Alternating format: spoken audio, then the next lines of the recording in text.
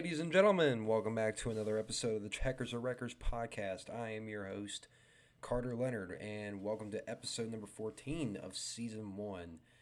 Man, let me tell you, a lot happened this past weekend, and for people who follow me on my Instagram will probably see the post that I made regarding the whole Kansas race, and that's basically the title of the episode, ladies and gentlemen. Kansas never disappoints. It feels like every time when we go to Kansas Speedway, it just feels like that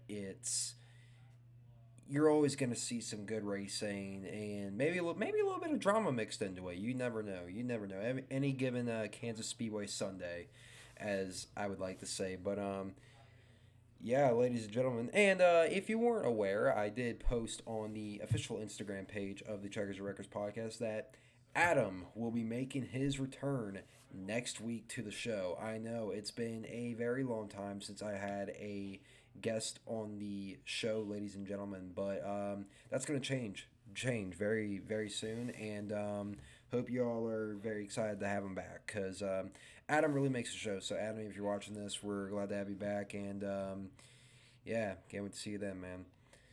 But anyways, ladies and gentlemen, let's get into the nitty-gritty of the show. Let's start off with the weekend recap, as we always do with every episode. This weekend, the Truck Series and Cup Series made their trips to Kansas Speedway. For the Truck Series made their spring day, because I think, correct me if I'm wrong, the Truck Series runs Kansas twice. So the Truck Series and Cup Series made their annual spring date to Kansas Speedway. So let's do a race recap of the Truck Series race. Grant Enfinger for GMS Racing and gets the win for his first one of the year.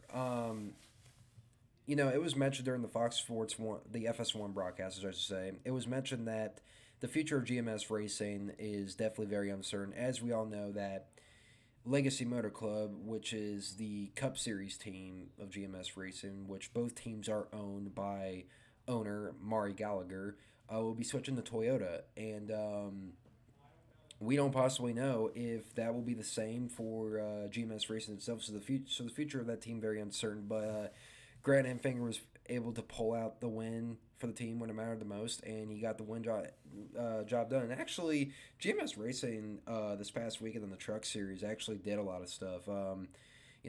Obviously you have the 23 of Grant Enfinger winning, and you actually had rookie Raja Kruth running up inside the top 3, running as high as 3rd in the race. Looked like that he was going to get a solid finish, but ended up clearing himself. I'm a big Raja Kruth guy. I've been so high on him. I think he has a ton of potential, but you just can't make those mistakes. And it's, just because he's not had a single top 10 this year shouldn't really dictate the fact of how good there's been signs where he's actually ran up inside the top 10.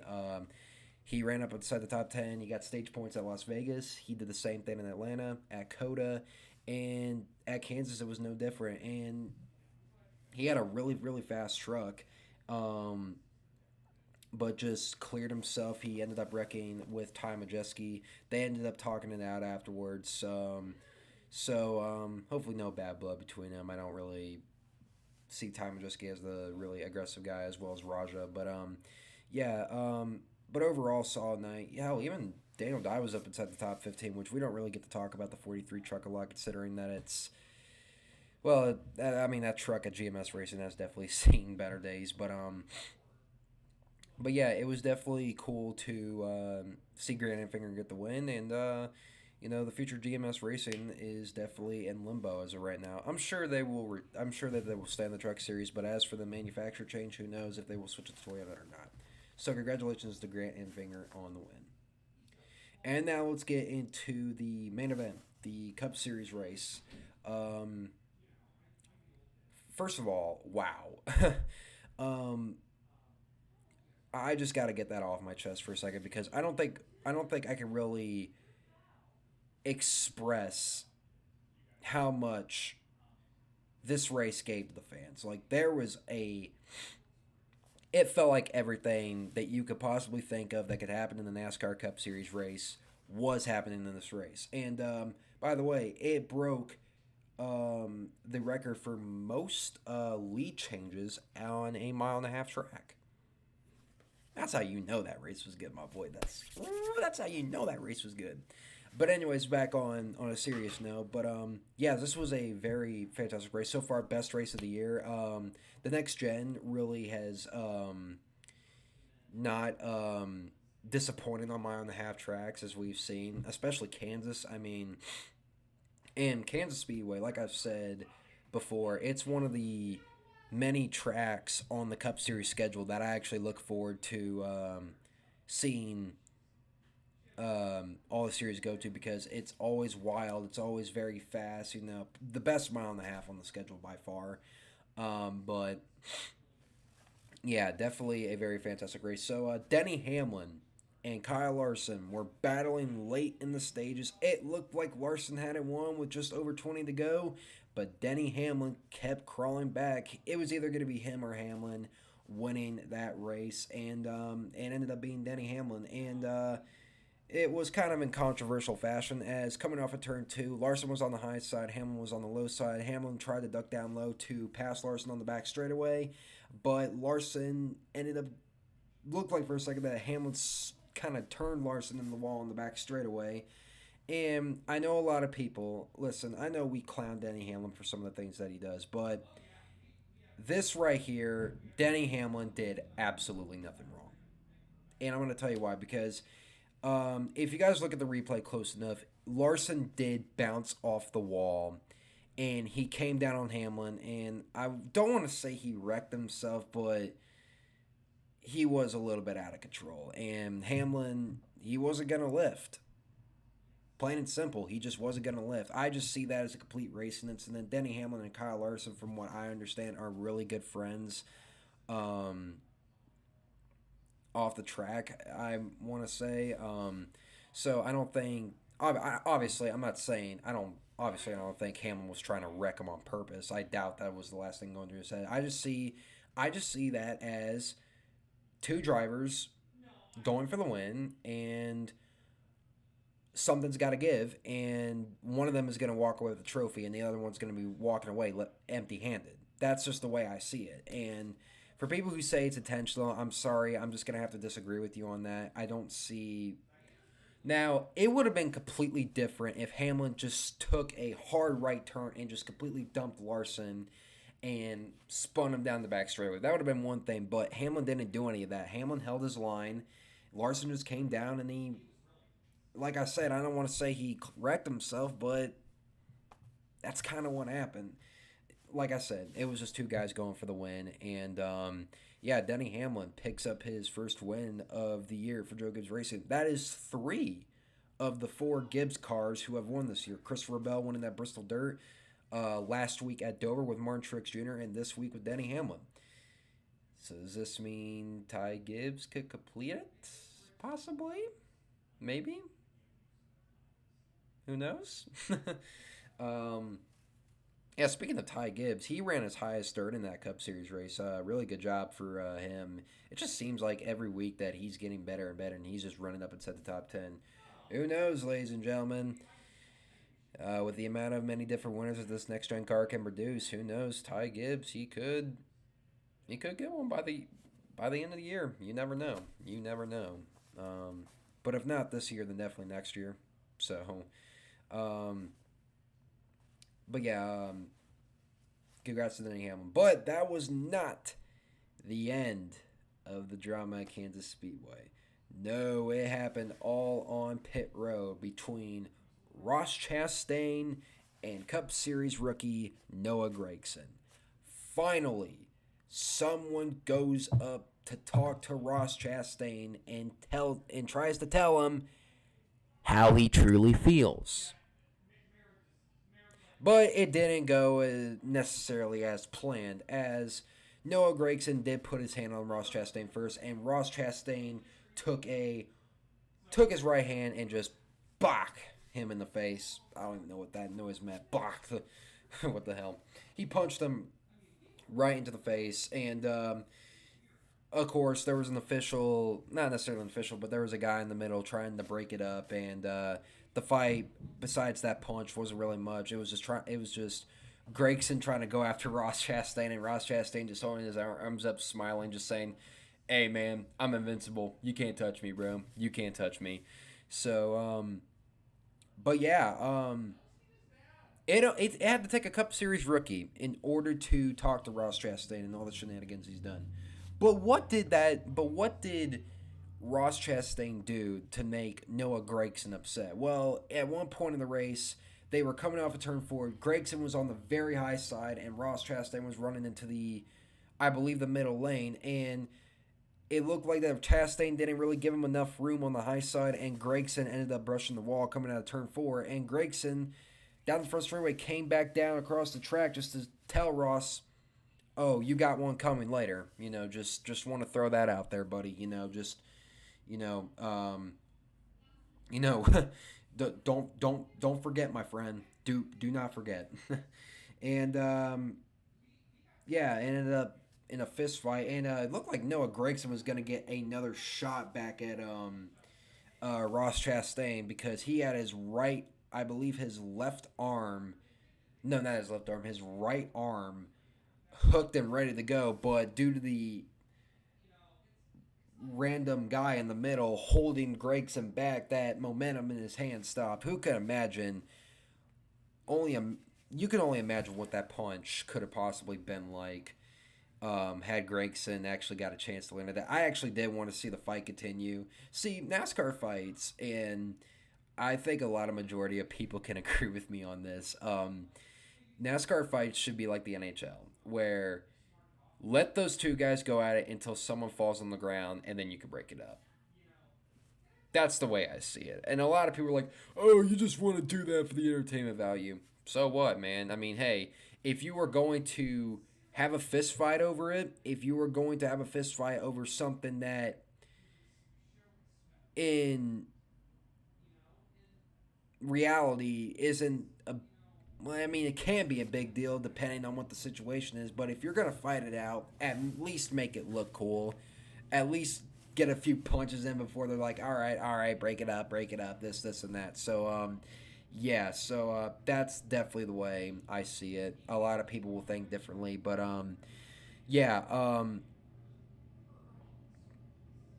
just really a um, kind of a lame fight, to be honest. But that's just how it works sometimes. But hell, even Ross Chastain went up to congratulate Denny Hamlin after the race. So yeah, that was pretty cool to see. Hey, best friends, I guess. Hey man, who knows? Who actually knows? But yeah, and for that will do it for the Kansas Speedway weekend recap. Overall, very exciting weekend. Very good racing at this mile-and-a-half track. Like I said, ladies and gentlemen, Kansas Speedway never, and I can't over-exaggerate when I say this, Kansas Speedway never disappoints. Just plain and simple. However, we are not done talking about Ross Chastain, but it's for a different reason. For the past few times that NASCAR has been involved in the mainstream media, Ross Chastain has been at least involved. For example, the first instance, the Hail Melon at Martinsville the Martinsville Fall Race in 2022 last year. And then you have him fighting with bull haircut guy Noah Gragson. Yes, I went there. Go cry about it. But I think that Ross Chastain is what's putting NASCAR back in the mainstream media. But there's another motorsport out there that actually really puts all of their drivers in the mainstream media. But we'll get to them here in just a couple of minutes. I'm just going to finish this up.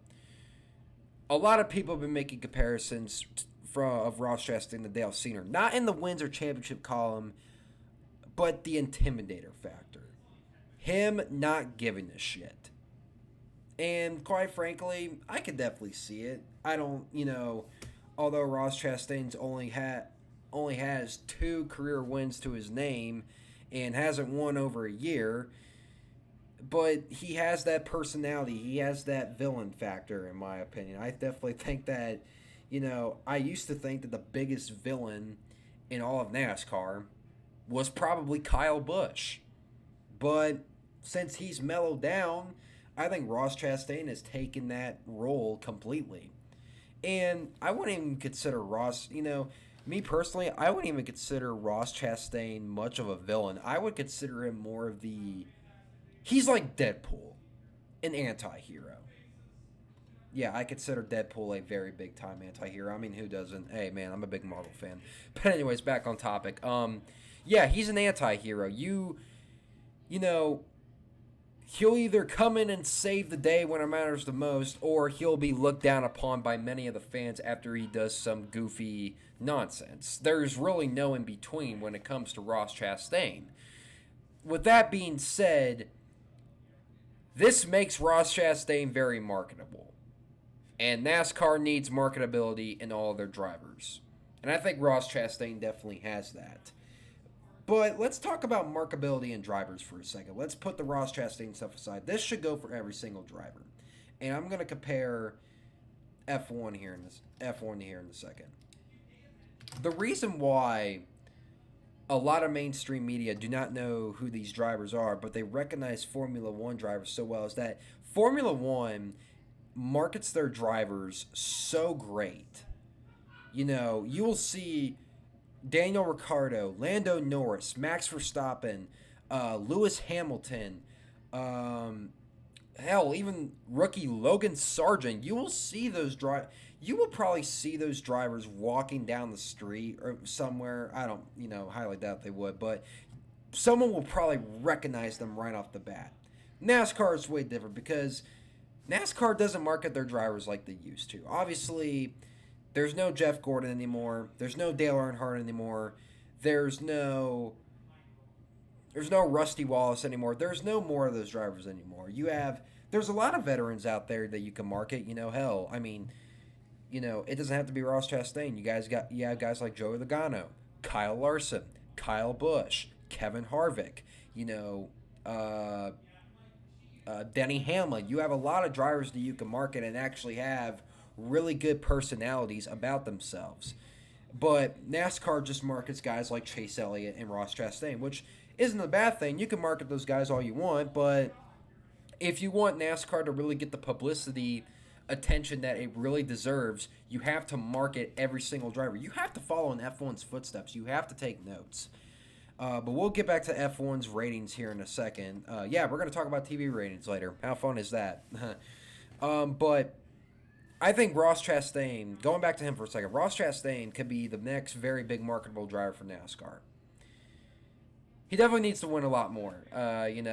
2 wins isn't really going to cut it, but I don't really think his performance on track should really dictate what his marketability really is, because like I said, he's the anti-hero. Who doesn't want that in a sport? There's always going to be that anti-hero in the sport, and I'm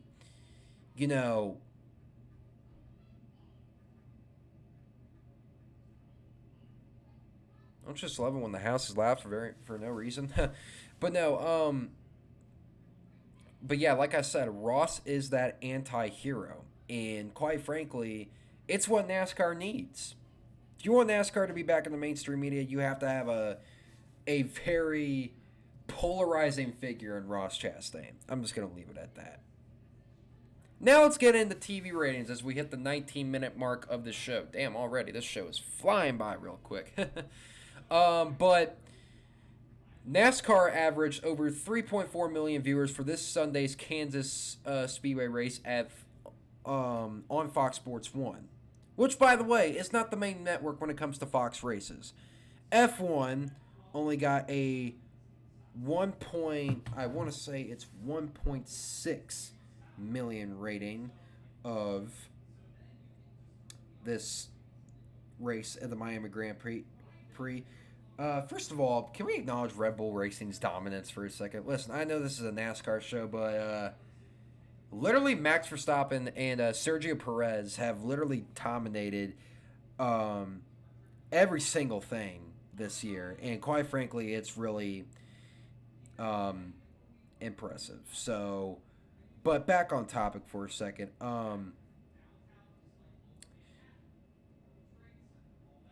The average ratings for the F1 race, The NASCAR Cup Series race got a 1.35 rating, and actually, I was wrong. It was 2.3 million viewers of the race on FS1. In the 18 to 49 demographic, it averaged 430,000 viewers.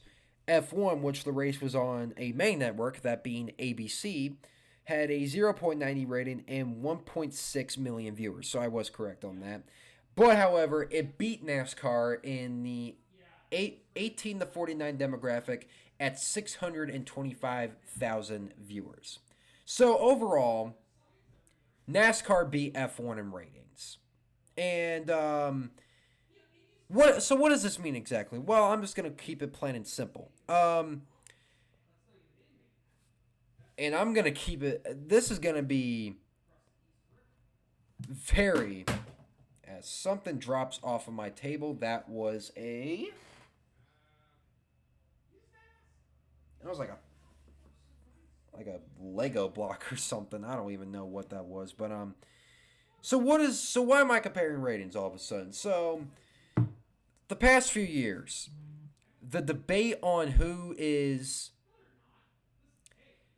the motorsport of America between NASCAR and F1 has been greatly debated for the past 2 years or so. Obviously, going back to driver marketability, F1 markets their product way more. They cater to the rich and famous celebrities. While NASCAR, while there's still marketability in NASCAR, it's not up to the levels of Formula One. If you want me to be um, very pleased.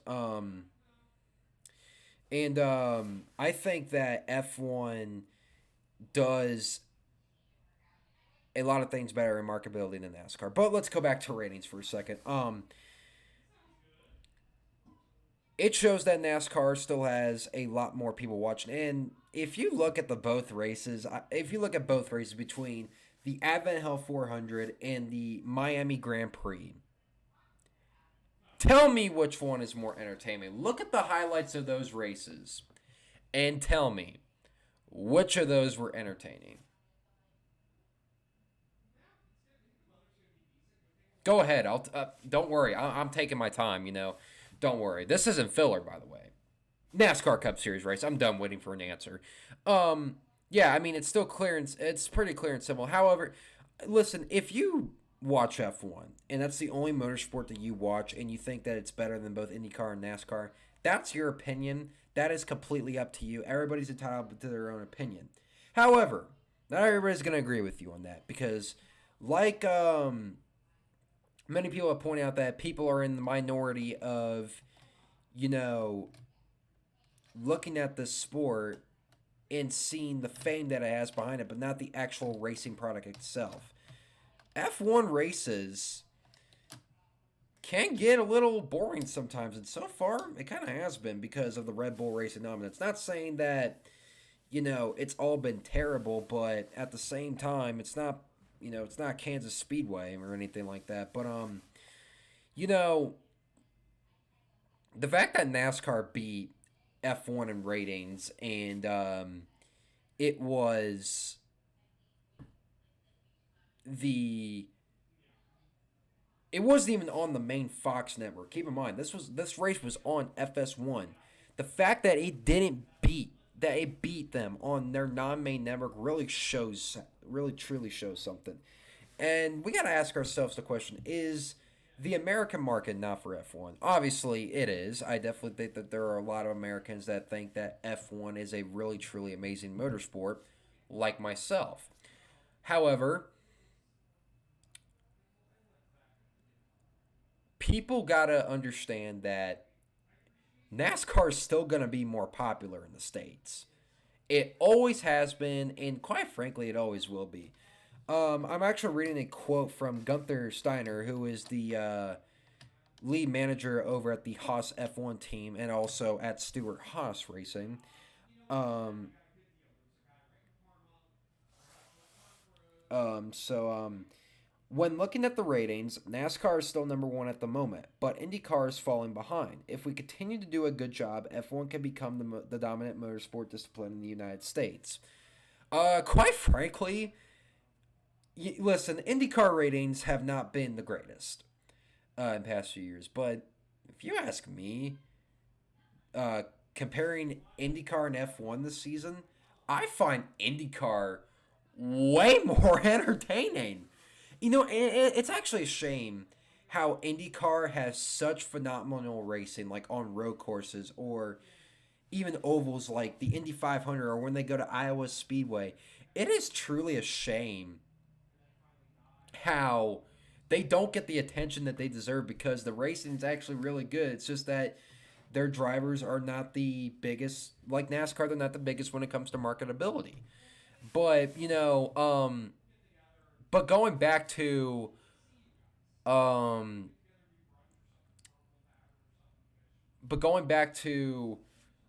can it be the most dominant motorsport in the United States? I don't actually know if F1 will probably be the most dominant. I definitely think that the popularity of it in the United States is growing at a very rapid pace, but NASCAR has been in the United States since the late 1940s.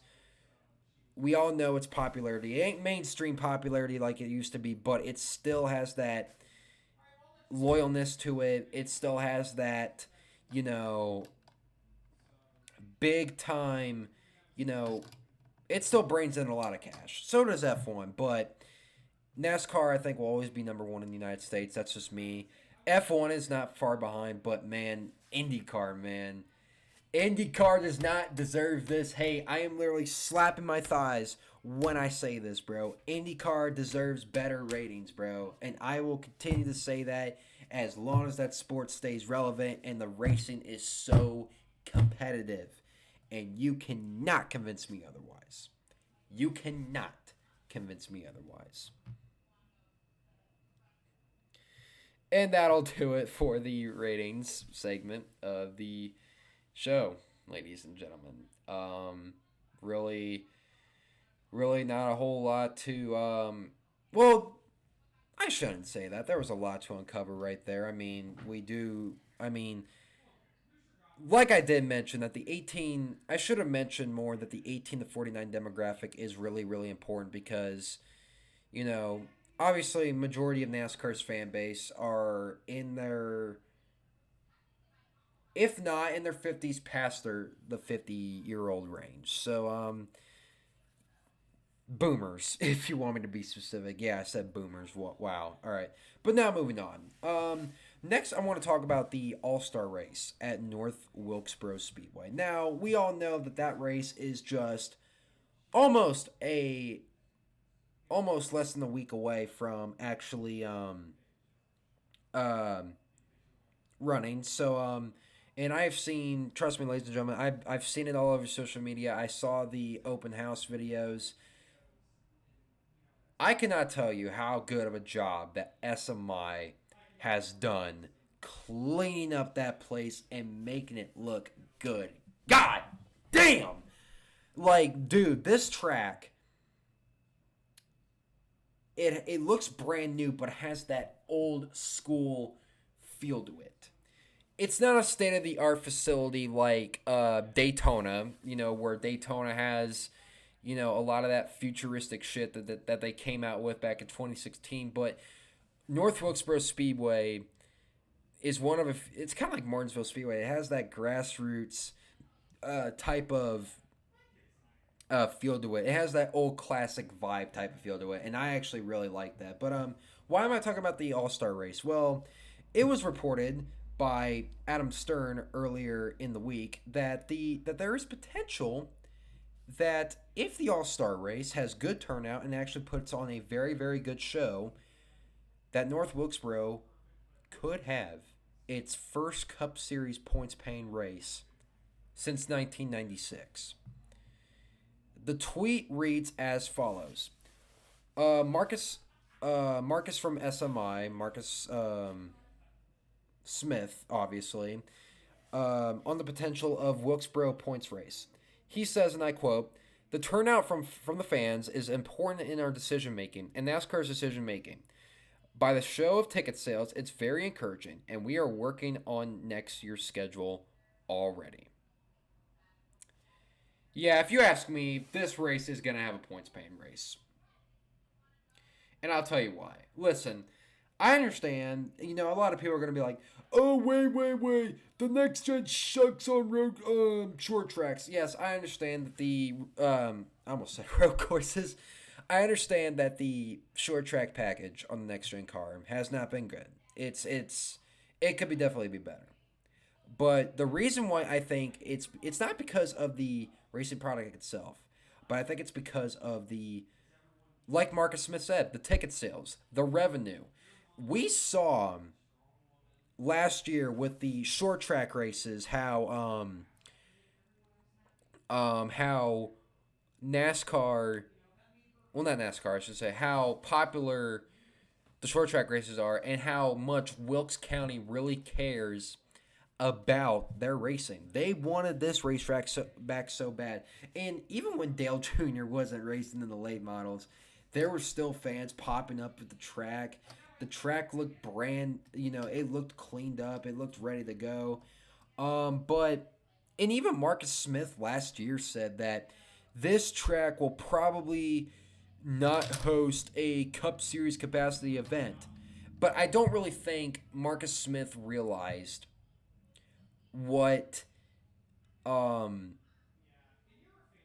much how impactful short track racing to a small community is, especially when you bring a big name like Dale Earnhardt Jr. in and to help this place out. You are going to gain revenue. And Marcus Smith is just like, yeah, let me change my mind. We're gonna have the All-Star race here. I get it. It's not a full field. It's not a points-paying race, but you're having your main stars in that race. That is a big event. That is one of the few events on the Cup Series schedule that you look forward to every year. And this right here is absolutely no different. Regardless of how the show is, I definitely think that, hell, even the Truck Series is getting an official points series race there. So that's pretty cool. I think that with I think that with the revenue and the support that this track is getting, I definitely think that this track could be back on the Cup Series schedule. I hope the racing is very good. I definitely hope that it is. But you got to understand that um you know, we got to see how this All-Star race plays out first. I'm being a little bit optimistic. I may be hyping up the train a little bit too much. I may be hyping up a race that is pretty much, it could be overrated. It could be an all-time classic. You may never know, but they're going to do something. This track is going to be on the NASCAR schedule for the foreseeable future. They are going to keep this track. Whether it's a Cup Series race or they're going to keep it in the lower divisions, whether it's Xfinity or trucks, they're going to keep this track on the schedule regardless. It's no secret that they're going to keep it on the schedule. And quite frankly, I am completely fine with that. This track needed new life, and it got it. And, we never thought that we would see that racetrack pop up ever again. And it looks great. It looks like a very fantastic track, man. I wish I was going down there to see that race, but hopefully in the future. Hopefully in the future, guys. Hopefully that you will see me in the future at that racetrack. But yeah, that's all I have to really say about my thoughts on the North Wilkesboro All-Star race. I think, and to conclude the whole question, I definitely think that it could host a Cup Series points race if it can really generate the revenue and put on a good show that the fans will enjoy. Then I don't see why it couldn't be on the schedule. That's just me. So yeah, that's what I definitely think. Now let's get into the news topics of the show, ladies and gentlemen. This was just breaking in. Kyle Larson will run the number 7 truck for Spire Motorsports at North Wilkesboro Speedway, which is the Saturday before. Originally, Alex Bowman was scheduled to run in that truck, but as we know, he suffered his injury in the sprint car. So, and at the time, he will not be able to compete in that race. So Kyle Larson will have to be filled in. And actually, I'm looking at the entry list. Well, not the entry list, but the some of the names that are going to be in the Cup Series race at North Wilkesboro. You have Kyle Larson. You have William Byron, who's running 3 races in the KBM 41. You have Christopher Bell, who's running with Hattori Racing. You have Bubba Wallace, who is running with Tricon Garage. He's doing 2 truck races this year. He's actually doing the Truck Series race at Darlington tomorrow. By the time you're watching this video, guys, this video will be up on the Friday, so the Truck Series race may already be happening as of right now, but as of that point, I should say. But he is running the truck race at both Darlington and North Wilkesboro. So yeah, that's pretty cool. So there's some Cup guys in that field. So you can always bet your money that a Cup Series driver will probably win that race, but you never know. But that's the fill-in news for that point. The Chicago Street Course is potentially rumored to be a one and done deal, as according to the new mayor of Chicago, that being Brandon Johnson, his team and city council should look for a way to move the races to a better site away from downtown next year. This is the Adam Stern tweet, by the way. Or even cut NASCAR ties totally if that's what it takes. Yeah, a lot of Chicago residents have been talking about how, the Chicago Street Course is around a lot of museums, and they are afraid that the rumbles of the race car, which, if you've been to a NASCAR race, you will understand the power of those race cars, even if you're not sitting in one, how the rumble can really affect your body. And they're afraid that the rumbles of those race cars will potentially destroy the art in the museum. However, NASCAR did say that they will run mufflers at the street course, as they did with the LA Clash, which, didn't really, I don't really care about. I mean, the cars still made noise, so, yeah, just, but no, going, I really drew to a blank there. Yeah, the mufflers I don't have a problem with. But going back to the idea that this could be a one and done. But as we know that the actual deal is that it's a 3-year deal from 2023 to 2025 with the Chicago Street Course. This doesn't really shock me because, NASCAR has been winning the street course for the longest time, and they finally got one in downtown Chicago. However, if the incoming mayor is saying that this is a bad idea, then you really start to question how, this is going to work. Now, I'm not saying that NASCAR can't have a street course race. They could completely take this idea and go somewhere else with it. Hint, hint, Long Beach. Yeah, I just did that. But, yeah, this really doesn't surprise me at all. A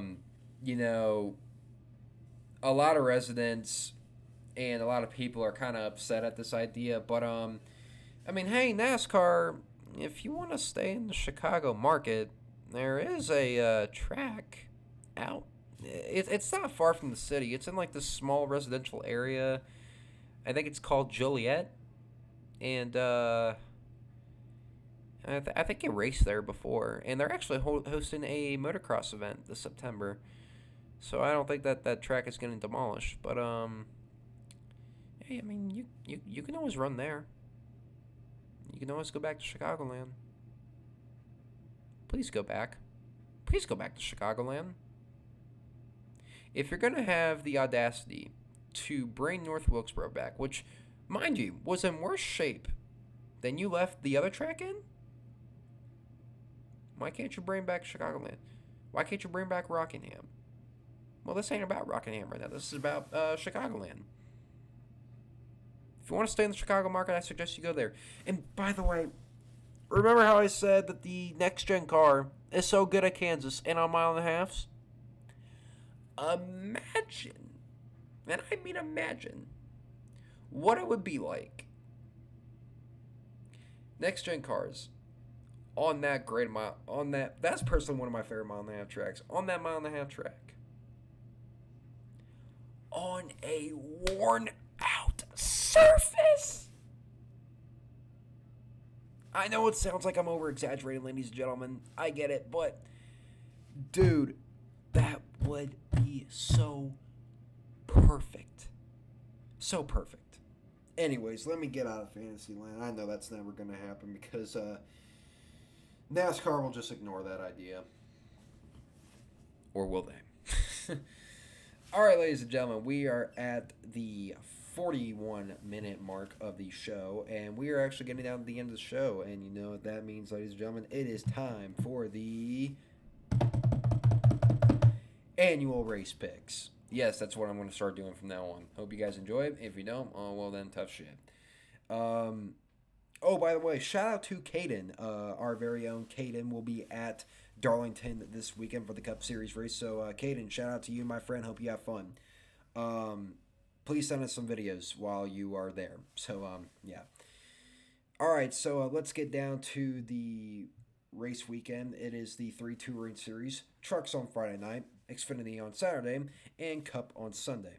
By the way, I want to point out that both the Truck Series race and the Cup Series race are on FS1, but the main Xfinity Series race is on Fox. Main Fox, too. Yeah, I don't know how that works. But yeah, let's get into the race picks. Let's start off with the Truck Series race Friday night. I don't really know if this was such. See, this is a very interesting choice because I wouldn't say that he's really a front runner at this track, but he's definitely had momentum the past few weeks, and he did pick up a win at Martinsville. I think that Corey Heim will get the win at Darlington. I think he'll pick up the second win of the year. He finished that second at Kansas, so yeah, he definitely has a lot of momentum on his side. So, oh, by the way, Tricon Garage throwing it back to Red Horse Racing. Those throwbacks just look. That is the chef's kiss right there, my friend. So yeah, Corey Heim is my pick to win at Darlington Friday night. Now let's get into the Saturday event, and that is the Shriners Children 200. I think the Truck Series race is called the Dead on Tools 200. Correct me if I'm wrong, but it is the Shriner Children's 200 Xfinity Series race at Darlington. Last year's winner was Justin Allgaier, and he's actually won the past two Darlington races at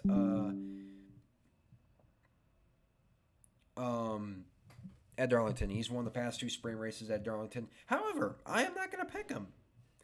I think this. I'm not going to pick him, and I'm going to say why. Because Junior Motorsports this year, quite frankly, has been disappointing. I will say that. Except for the 8-car Josh Berry, he, as of right now, I believe currently sits top 5 in points. But yeah, it has not been a great start to the year for Junior Motorsports. Hey, they could turn it around this weekend. Who knows? Justin Allgaier could go 3 in a row at this track. You never know. But my whole thing is this. I think that there's going to be someone else winning, and I think that that's someone else. He already has 2 wins this year, and that will be the 20 of John Hunter Nemechek. I think John Hunter Nemechek really strong at this racetrack. He did win a Truck Series race here last year, and I actually believe that he ran a Sam Hunt Racing car at the same race last year, and actually finished somewhere up inside the top 5, maybe top 10, maybe top 5. I don't remember, but I remember him being up front. And yeah, John Nemechek, I think is really solid at this track. So that's going to be my pick to win here at Darlington for the Xfinity race. Now, let's get into the main event, and it is the Goodyear 400 at Darlington Raceway, the 13th race of the NASCAR Cup Series season. And not only is it the 13th Cup Series race, but it is probably the number one hardest decision of a race pick that I've had to make in my life. And I'm going to tell you why. When I first thought of this race, and I first thought of who to pick, the first driver that I immediately thought in my head when it comes to picking races is Kyle Larson. I mean, currently right now, Kyle Larson looks like to be the championship favorite. Already has 2 wins this year. Technically, Larson should have won 4 out of the last 5 races. He could have won at Kansas. He had speed at Dover.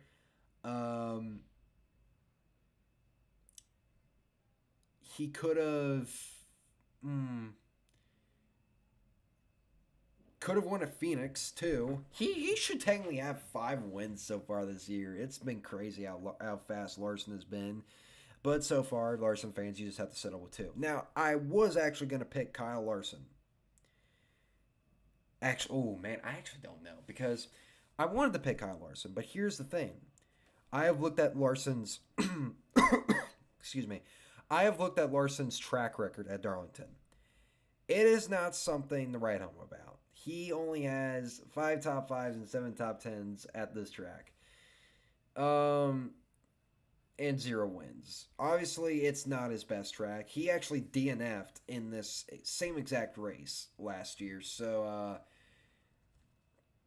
the closest that he's really came to winning at Darlington was the 2021 Southern 500, where him and Denny Hamlin were actually battling to the line and Hamlin ended up winning. I think the reason why I want to pick Larson is because he has the speed, he has the momentum right now, and he even won at a track that he's really not good at, that being Martinsville. And it really goes to show that Kyle Larson can overcome the odds of some things, and he's just a straight up phenomenal driver. But at the same time, it doesn't always work like it. Luck doesn't always play in your favor like that. So I don't know if I want to pick Larson or not. But I do have one driver who I think is a very safe pick or a safe choice, and he just won last week. That being Denny Hamlin because, well, Denny Hamlin, he's won at Darlington multiple times. So there's that. Hell, I even thought about Kyle Busch. The 8 car for RCR finished 2nd and 3rd in those races last year at Darlington. So that 8 car has speed when it comes to Darlington. And by the way, the 8 car has had speed all year long. You just make goofy mistakes and bad results. But you know what? I'm just gonna take the risk. Kyle Larson.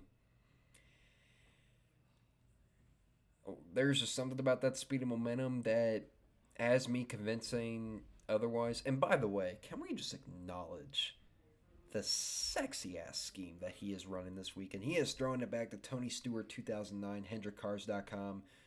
Navy, it's not really a navy blue, but it's like a darkish blue with like blackish flames with like a lightish blue outline on the flames. God damn, that scheme is fire. No disrespect to Ricky Hendrick, but it's nice to see a little touch up, even though it's not, even though it's a throwback. But yeah, I'm going to pick Kyle Larson to win this race. I think the momentum is in his favor right now. Yes, it's not one of his best tracks, obviously, but that speed and momentum just has me convinced otherwise. And he's had speed and momentum in every single race that he has been in since since I believe Las Vegas, could have won Vegas, could have won Phoenix, wins at Richmond, wins at Martinsville, could have won Dover, could have won Kansas. This man has had speed everywhere that he has gone, except for play tracks. He just can't figure that out. But, Larson just has me convinced otherwise. So, yeah, that is my pick. I am picking Kyle Larson to win. I may or may not regret this. Who knows? But, yeah, big trust in Kyle Larson. But anyways, ladies and gentlemen, that will do it for episode 14. This will be the last episode where it's just a solo. I hope I'm not lying when I say this, Adam. I really depend on you. Um, but in all seriousness, though, guys, thank you guys so much for watching this. Thank you guys so much for listening to this episode, ladies and gentlemen. As I should say, it's listening, not watching. You're just watching that black screen. Well, not a black screen, but you're watching our title card with our names on it. So but in all seriousness, though, guys, thank you guys so much for viewing or listening to this podcast. Be sure to subscribe to the channel for more videos because that Meet the Prospect series. That series will be coming out during the summer. I've been putting it off a lot lately because I don't have enough time to do it. So, thank